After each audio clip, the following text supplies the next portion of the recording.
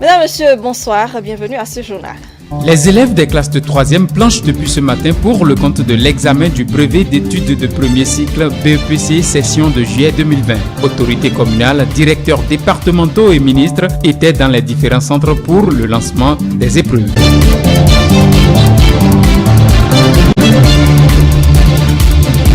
Votre émission hebdomadaire L'Entretien de ce dimanche s'est penchée sur l'état des lieux de la sécurité routière au Bénin, notamment les changements et réformes opérés depuis 2016. Aubin Adokounou, directeur du Centre national de sécurité routière, était l'invité.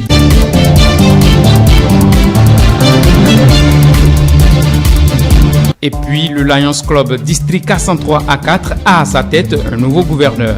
Il a pour nom Mouritala Biola Tungi. Son prédécesseur Olivier Wendo lui a passé le témoin ce week-end.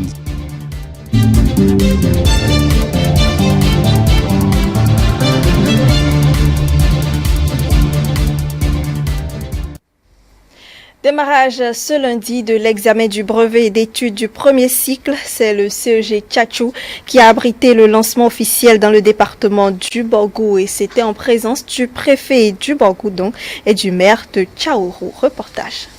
Le centre du CEG Tchatchou dans la commune de Tchaourou accueille le lancement officiel de la phase écrite du brevet d'études du premier cycle BEPC dans le Borgou. 501 candidats sont inscrits ici. Nous avons choisi cette fois-ci quitter Parakou. Parce qu'il faut dire que depuis quelques années, les lancements ont été faits dans la ville de Parakou. Avec l'autorité, nous avons retenu que pour cette session 2020, il faut quand même sortir. Voilà ce qui explique le fait que on ait retenu le CEG de Tchatchou. Dans la salle 6 et devant les autorités, l'emballage des épreuves est vérifié avant que les enveloppes ne soient détachées.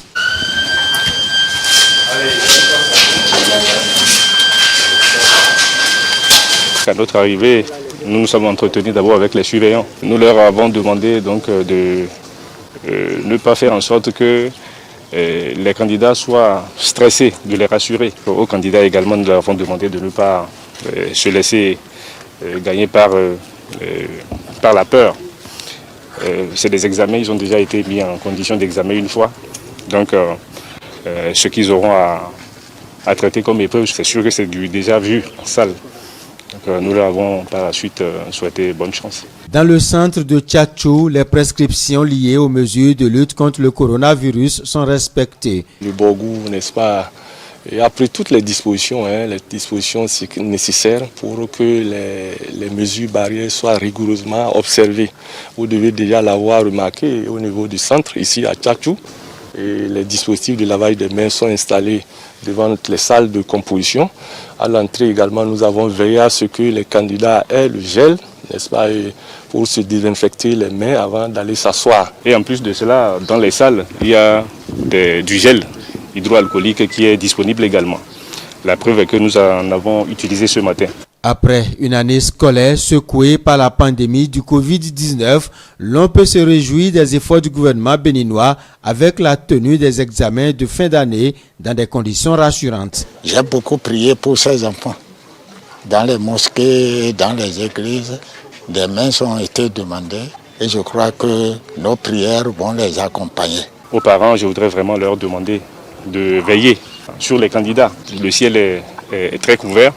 Nous sommes en période de pluie, donc je voudrais en appeler à leur responsabilité afin de mettre les candidats dans des conditions optimales pour donc les amener à donner le meilleur d'eux-mêmes afin que le département du Borgou, à défaut d'occuper la première place, puisse quand même faire bonne figure au cours de cet examen. Le centre du CEG Titirou et celui du CEG Hubert Maga à Parakou ont été visités par la délégation d'autorité. En général, pas grand-chose à signaler. Un cas de maladie déjà à Hubert Maga, quelques absences sont enregistrées dans les centres de composition. Dans le département de l'Atlantique, c'est le préfet Jean-Claude Kodja qui a procédé au lancement du BEPC au centre du CEG La Verdure dans la commune d'Abomey-Calavi. Il était accompagné par la première autorité de la commune, Angelo Arwandjino. Avant le coup de la sirène, le préfet du département Jean-Claude Kodja s'est assuré des différentes dispositions prises pour le respect des gestes barrières contre la Covid-19 ici, dans ce centre de composition CEG La Verdure. Quelques conseils ont été prodigués aux candidats. L'autorité préfectorale les exhorte à donner le meilleur d'eux-mêmes durant les 3 jours. 8 heures. Le top des épreuves est donné par le préfet qui avait à ses côtés le maire de la commune. Les autorités sont satisfaites des conditions de déroulement des examens. Le constat que j'ai fait, c'est que toutes les mesures barrières sont respectées. Avec les délégations, nous avons sillonné un certain nombre de salles dans lesquelles nous avons constaté que les élèves sont bien assis et la distanciation sociale est bien respectée. Le dispositif de lavage de mains devant chaque salle et aussi à l'entrée du centre. Les surveillants étaient tous à l'heure. L'appel a été fait et les conditions normales pour un bon déroulement des épreuves bien là et bien précises. Le directeur départemental des enseignements secondaires techniques et de la formation professionnelle de l'Atlantique a donné des instructions fermes en vue du respect des mesures barrières liées au Covid-19. Dans chaque centre de l'Atlantique, les gestes barrières doivent être respectés au niveau du portail, à l'entrée. Et aussi à l'entrée des salles, il y a le dispositif de lavage de mains. Chaque apprenant ou chaque candidat reçoit du surveillant de salle du gel avec lequel il se frotte les mains avant d'aller en salle. En salle, il y a la distanciation physique d'1 mètre. J'ai interdit toute accolade, j'ai interdit tout attroupement dans les centres de l'Atlantique. La première autorité de la commune d'Abomey-Calavi a également fait le tour de certains centres de composition, dont le complexe scolaire Bethléem et le CEG1 d'Abomey-Calavi pour s'assurer du bon déroulement. Ils sont au total 32 740 candidats, dont 15 901 filles dans le département de l'Atlantique répartis en 45 centres de composition. Au CEG Zogbo, dans le littoral, le premier adjoint au maire de la commune, accompagné d'une délégation dont le secrétaire général de la préfecture, a procédé ce lundi matin au lancement officiel des épreuves. Elia Adjiran. La crise de la pandémie du coronavirus n'a pas impacté la tenue du brevet d'études du premier cycle BEPC 2020. Ici à Cotonou ce lundi matin, le maire de la ville, accompagné de sa délégation, lance officiellement les épreuves. Nous souhaitons bonne chance à tous les candidats. Nous leur disons que ce n'est pas un concours, mais un examen. Il s'agit simplement de reproduire tout ce qui a été appris, d'être calme, attentif, de bien lire les épreuves, de manière à ne pas faire d'erreurs bêtes. La mairie a mis tout ce qu'il faut, non seulement les kits, le lavage des mains, 3. Nous nous sommes conformés au strict respect de ce que le chef de l'État et son gouvernement ont demandé le comportement adopté.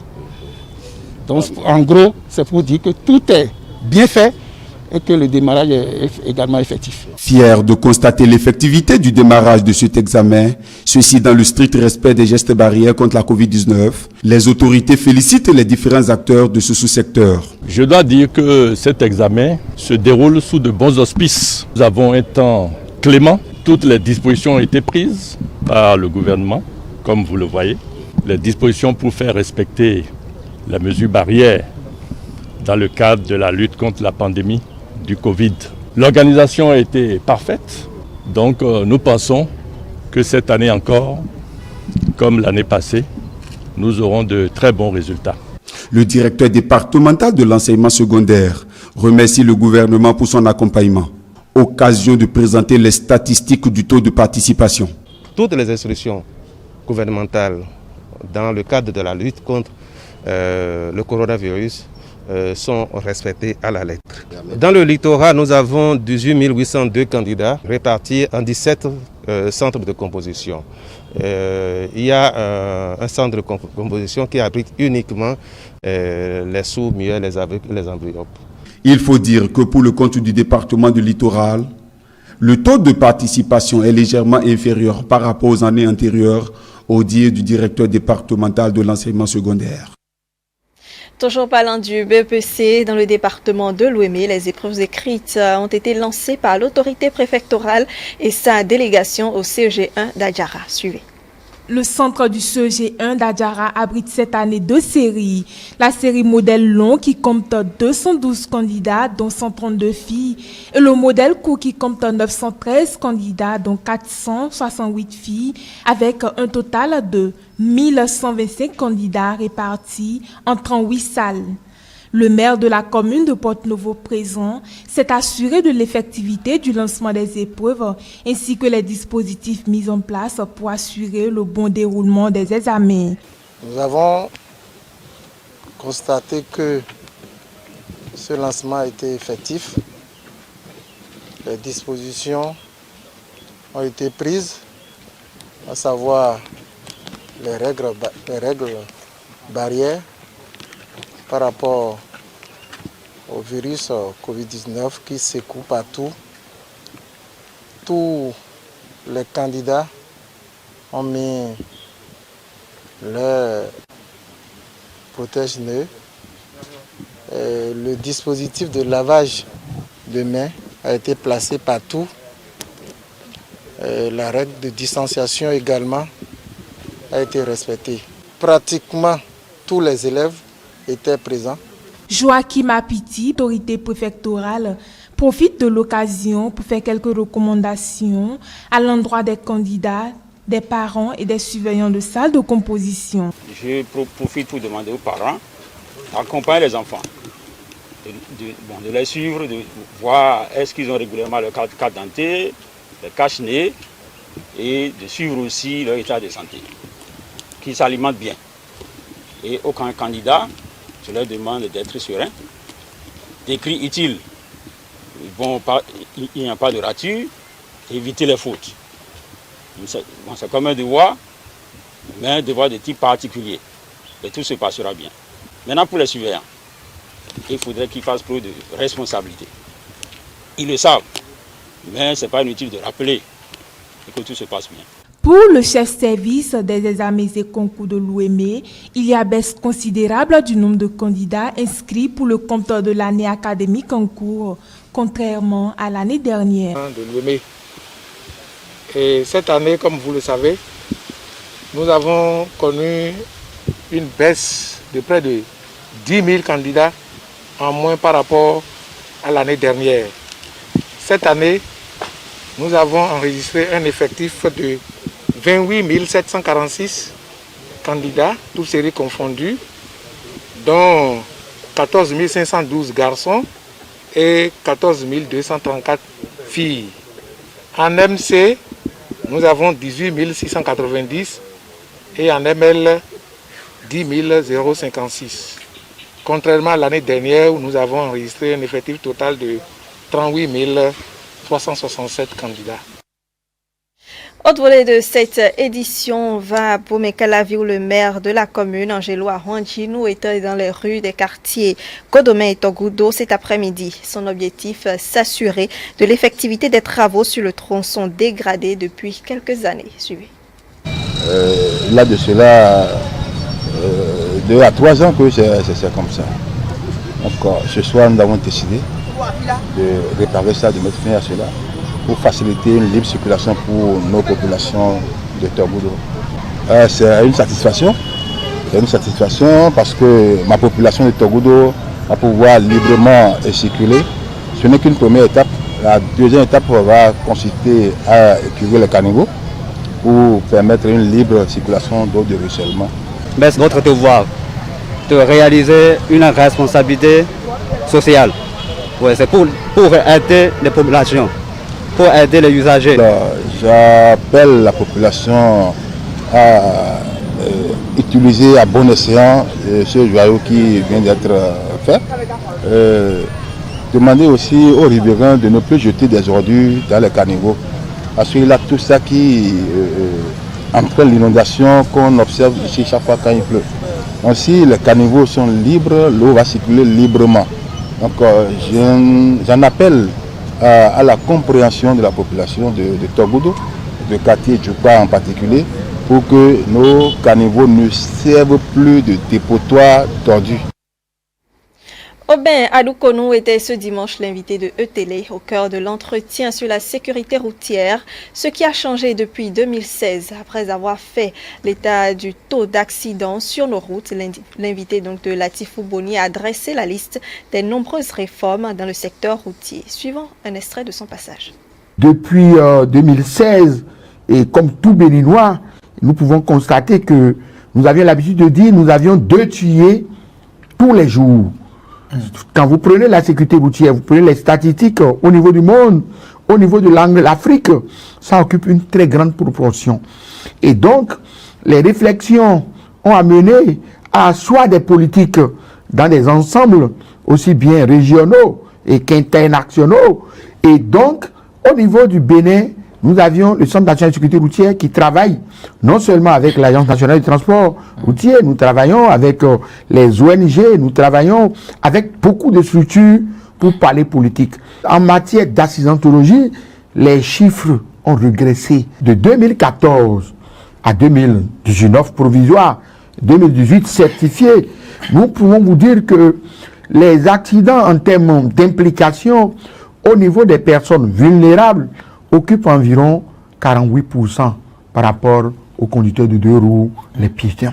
En matière de politique coercitive, c'est la police républicaine qui est l'élément assermenté pour verbaliser. Même pour retirer les permis de la circulation, j'ai interdit à mes éléments, vous n'êtes pas assermenté pour aller retirer un permis de chien conducteur. La volonté y est, les initiatives sont prises, mais par moment nous sommes bloqués par la disponibilité de la connexion.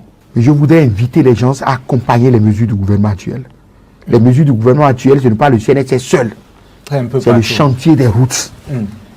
Parce que je vous dis, les accidents, ça tue même plus que la pandémie de coronavirus. Le pouvoir central a mis beaucoup de gants. Je voudrais dire toute ma détermination avec mes collaborateurs à renforcer la politique, à mettre en œuvre les documents que nous avions engrangés et qui sont en attente d'être validés par l'autorité hiérarchique.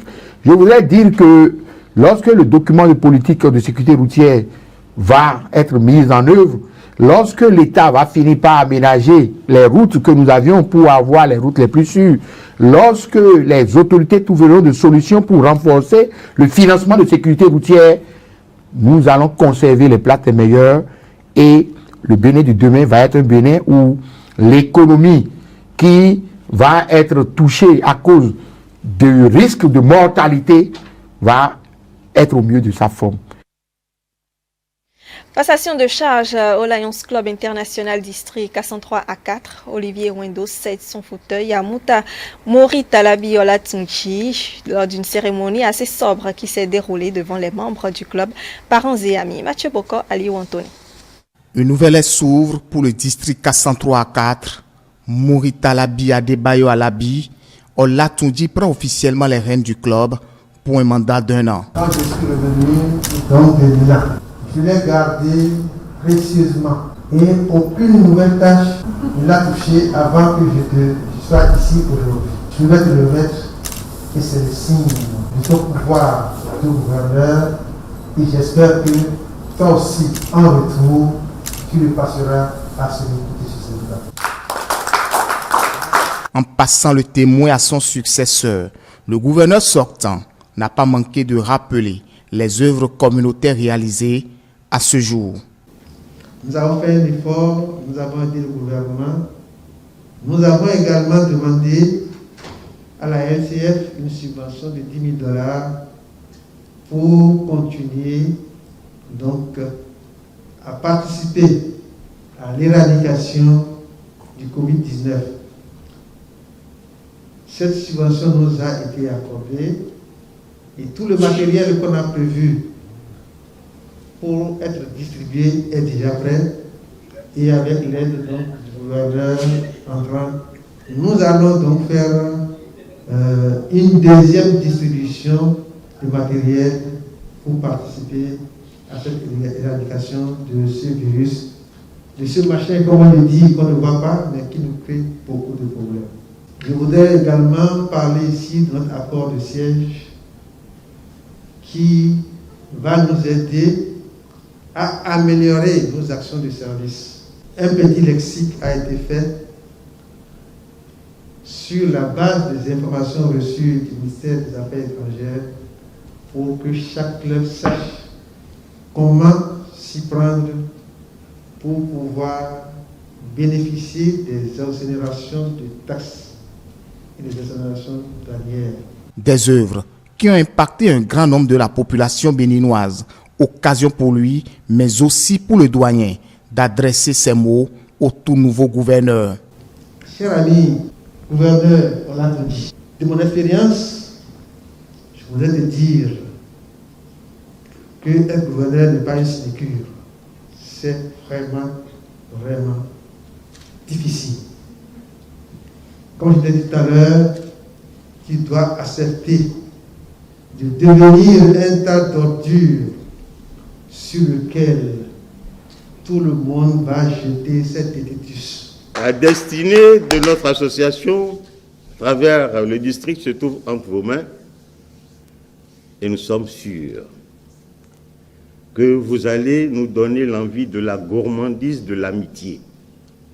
Nous voulons être gourmands dans la culture de l'amitié, dans la franchise, dans la simplicité et l'humilité.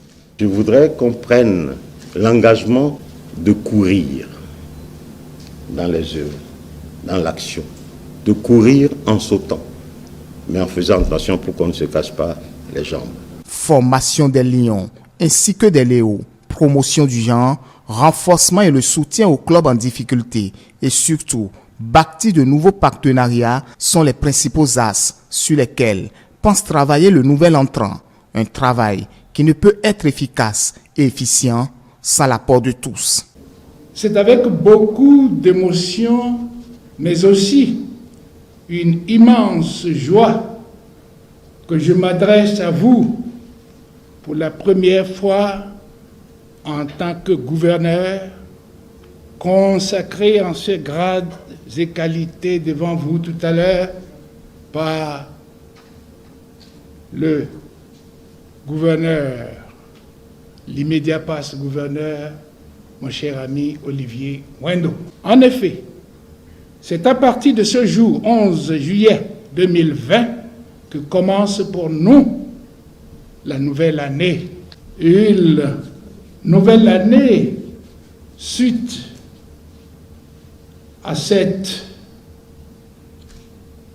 solennelle instance de remise de collier. Visiblement, il est l'homme attendu par les Lions pour continuer les œuvres de son prédécesseur, Auguste Olivier Wendo. C'est sur ces images que nous refermons cette édition. Merci de nous recevoir chez vous.